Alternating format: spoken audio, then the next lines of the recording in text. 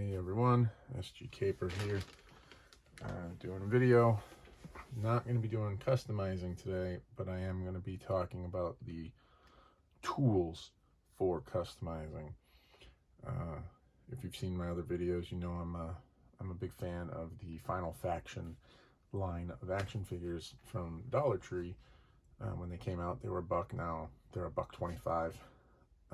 But you get a cool figure, so I actually have one that I painted here. They're limited in articulation, 5 points of articulation, but they are incredibly well sculpted, and they're a great way to practice customizing. And in a lot of the Final Faction groups, and just a lot of customizing groups in general, when people discover Final Faction, or even Marauders, or Dime Novel Legends, or Boss Fight, people ask, what do I need to customize? What do I need? What do I need? So the purpose of this video is just going to be the tools of customizing. Like what are the tools? And some of these, now look, to start, we're gonna start out with just simple stuff, and then I'll add as we go. But if you're gonna customize, the first thing I think most people do is paint. They do painting, right? So you're gonna need paints, and I have a bunch of different paints. 99% of my paints are Citadel, Games Workshop. Let's see if I can change that light so you can see better, because I have a Warhammer store in the town I live in, so I can get these really easy. So I have a lot of Citadel paints. They're acrylics. They're easy to clean up. They're easy to work with. A lot of fun. I do have a handful of Vallejo, not even a handful, I should say. I've got two. Right? I saw these at a shop while we were on vacation once, and I grabbed them, a glossy black and a uniform green, and that's what I have. They're also acrylic, easy to clean up, easy to use. They're dropper tops, so you can, if you get into color mixing, these are really good because you can count how many drops and get the same shade of something every time. So those are good. This is the only testers I have, and it's an enamel. I don't like using it because cleaning it up's a pain in the butt, but it's a gloss. But beyond that, a lot of Citadel. I do also use Tamiya sprays for vehicles. For priming, I use Games Workshop Chaos Black. For the ceiling, I use their matte varnish from Games Workshop, and because they just work. They just work perfectly, and I don't have to worry. So that's painting. But if you're gonna paint, you're gonna need brushes. All right, you're gonna need brushes. And these were just the brushes that were on my desk when I started this video, right before I started, but I got a whole bunch of brushes here that I'm trying out. These are, finer liner type brushes. Excuse me. And a whole other bunch of brushes, all different sizes, different types. I even have a toothbrush. This is fun for splatter. I think I've done a video on that. You put paint on it and you flick it, and it gets a nice splatter effect. So paints and brushes are probably the number one thing that you're going to want if you're going to customize. After that, the number 2 tool, screwdriver. This is a little Wiha, German company, makes a really good quality product, and I like this a lot. It fits in all the figures that I work with, G.I. Joes, Final Faction, etc., etc. I like it a lot. Good for disassembly. Then an X-Acto. This is a knockoff craft blade. I prefer X-Actos, but I actually ran out of official X-Acto blades, so this is the only blade I currently have. I put in an order for new ones. So a blade. This is used for cutting different parts. I use these for cracking the upper torsos of G.I. Joes, the modern Joes. I use this a lot. Now, if you start off with just those tools, paints, paint brushes, screwdriver, and an X-Acto, you can do 99% of customizing with just that. Paint brushes, screwdriver, X-Acto. You're going to get most of it. You do need a place to do it, so I like to do all my customizing on a self-healing cutting mat, especially when I'm using the X-Acto. But you can do your customizing wherever, just make sure you protect the surface. So there's your super basics. Now, if you start getting into things more, there's other tools you might want. I always keep some pliers around. I got needle nose and a regular set. These I use for holding pieces. These I use for pulling the neck balls out of like boss fight figures if they're giving me trouble. But I use these quite a lot. If you like Marauder figures, you're definitely going to want a pair of reverse pliers. I got these. They're from Vice Grip, and these you stick in and you pop. It will pop open the torso. I have a video about that on disassembling Marauder figures, and this is I think almost a necessity if you're going to do Marauder figures. Beyond that, I have different cutters. Now, these are the ones, if I'm going to use cutters, these are the ones I use most. They're a little, the handles are a little longer, a little more heavy duty. These came, they're from Citadel. They came in a paint set that I got on clearance. So I have a couple extras, and it's, you know, it's good to have them. They're good for cutting little bits and pieces. They're meant for cutting off sprue trees, but you can use them for anything. Let's see, what else? All right. Another tool that I use frequently is tweezers. These are my favorite tweezers. I use these all the time. They have a bent neck. I use them a lot, and this is good for holding little pieces, especially if I'm painting something really small. Like if I want to paint a firearm, it's good to hold that. Or if I'm not using the tweezers, I got lots of different tweezers. You can see I got some super sharp, pointy ones. These are the two I use the most, though. I got some other ones. If something's going to take a while to dry, I'm not going to use the tweezers for it. I'm actually going to use some alligator clips. And I'm going to put the piece in here, paint it, and then I put it over to the side to dry. And yeah, just does, works. These are good. They're good because you can do a bunch of different stuff.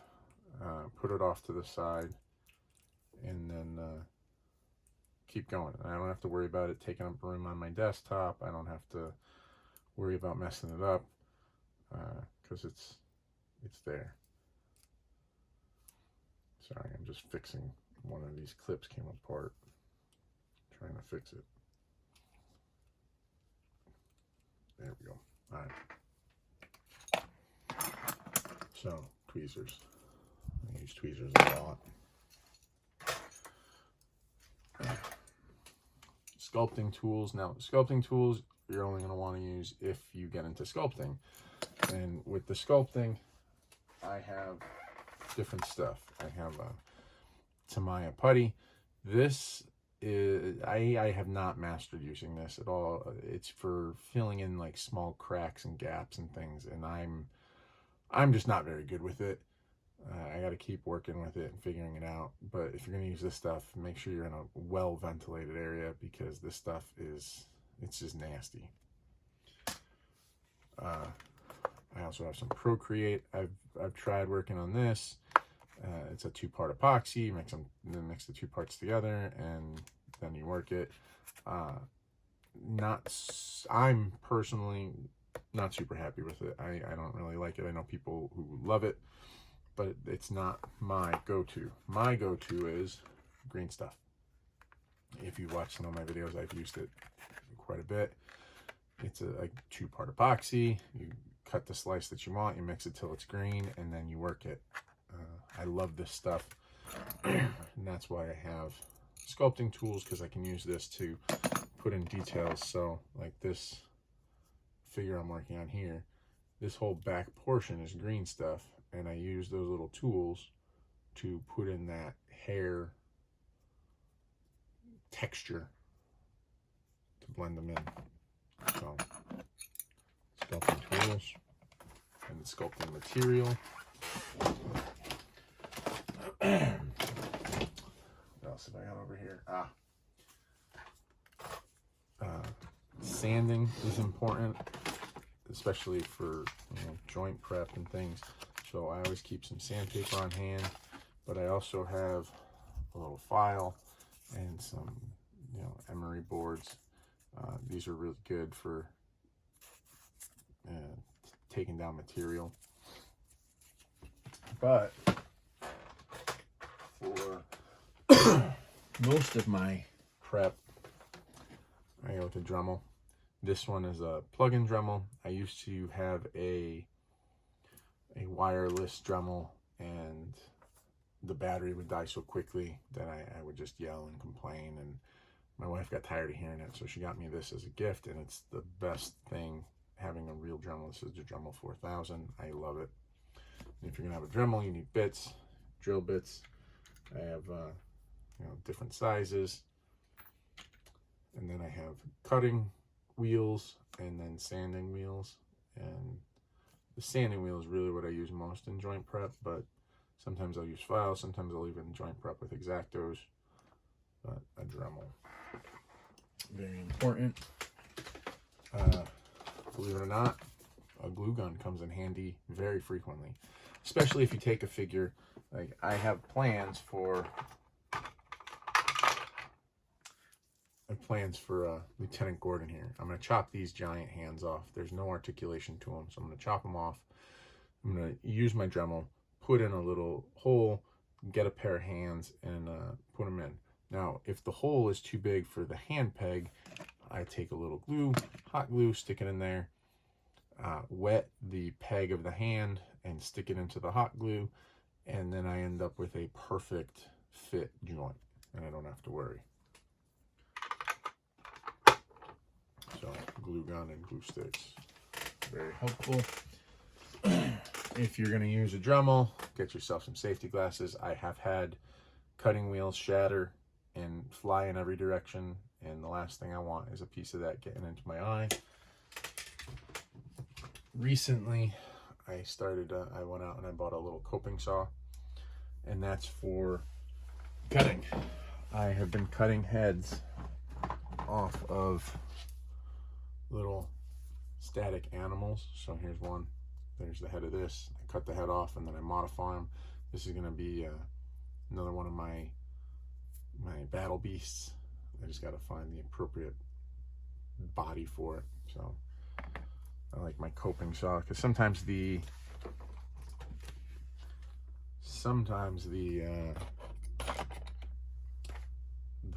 Dremel can't get in here because of the way it's sculpted. So the saw does what the Dremel can't on occasion. For disassembly, you have a couple ways for some things. So if you're trying to disassemble a figure and you want to swap the hands, you can't just pop the hands out on most of them. Some figures you can, like on Boss Fight, but a lot of them you can't. You need to heat it up somehow. I prefer to use a mug and a little water. I put it in the microwave for a minute and a half, go do something else, come back, take it out, drop the piece in. 30 seconds later, I'm able to pop it out. And that does two things. It also cleans the piece because it's super hot water, but it softens the plastic so I can do what I have to do. But there's a lot of people who have made videos talking crap about people who use water. Oh, you're not a pro, you're not a... Look, man, if you're complaining about people using hot water to boil and pop their figures, you're not a pro either. You're just kind of a jerk. But that said, a hair dryer works just as well. I don't like this as much because it heats up the whole figure. It doesn't help clean it, and it really takes just as long. I can throw a cup of water in the microwave for a minute, go refill my drink, come back, take it out, drop it in for 30 seconds. A minute and a half, I got the parts I want popped. This, it takes a minute just for it to warm up all the way. Not really a minute, but you get the point. And then I have to hold it on there. It gets the whole thing hot, sometimes too hot if you're not careful. So this takes more experience, so you don't screw things up. But a hair dryer can help with getting things apart. Let's go back to painting for a second. So when you start out, you're probably just going to use some brushes and paints, right? Well, as you get more into it, you can try sponges. They give you different effects. Sponges are used a lot in the modeling community for chipping on tanks and vehicles and stuff, and you can do those same things with vehicles or even on like robot figures and whatnot. So I always have some sponges on hand. Something that people don't know is tape. These two are hockey tape, so they're they're like a cloth tape. These are good for making pouches, things like that. There are customizers who are amazing with this stuff. This is electrical tape. I've used it for all kinds of things. This is a cloth medical tape, and these two are hockey tape. You can cut it, form it, shape it to what you need, paint it. These two take to paint the best. I found the cloth hockey tapes take paint really well, but tape goes a long way. And in fact, I use clear tape for masking off areas. If there's an area I don't want to paint and I'm spraying it, I'll use tape to mask it off and then do my spray and pull the tape off. But tape is a very good thing to have on hand. I think it's underrated and not talked about enough, and people are always shocked when they see other people use it. Now let's see some other things. Now these are a little more little different, but markers. So I use Gundam markers. These are good for panel lines on vehicles or panel lines on robot figures and things like that. And this is something the Gundam community uses a lot.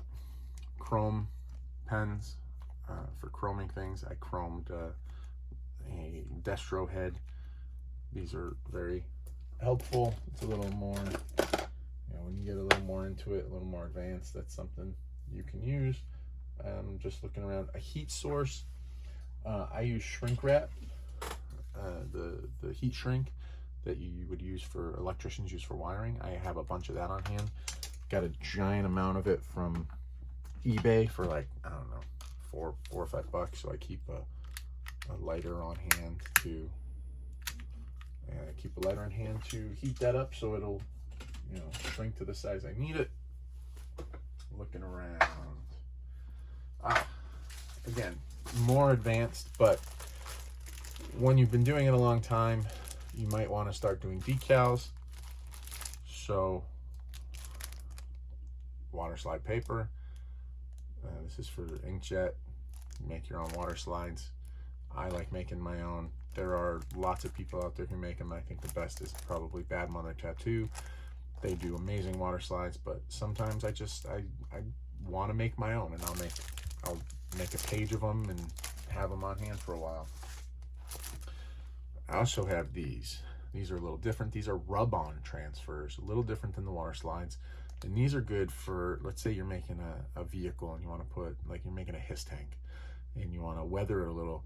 You can make a new number set and you go to put the numbers on the HISS tank, and because the rub-on transfers, if you don't rub an area, it doesn't transfer on. So it can make the numbers or whatever look like it's worn. I also like this for t-shirts on characters. So if you want to put like a band logo on a t-shirt of a figure, this is a good way to do it to make it look old and faded.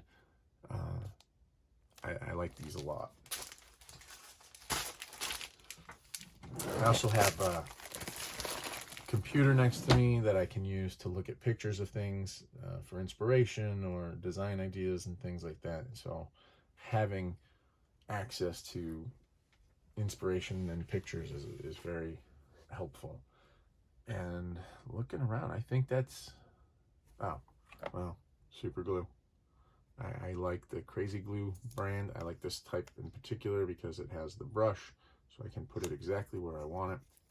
This is super important, especially if you're going to take apart torsos, because you got to put them together somehow. And if you crack a torso and you don't have some of this on hand, you're never going to get that torso back together.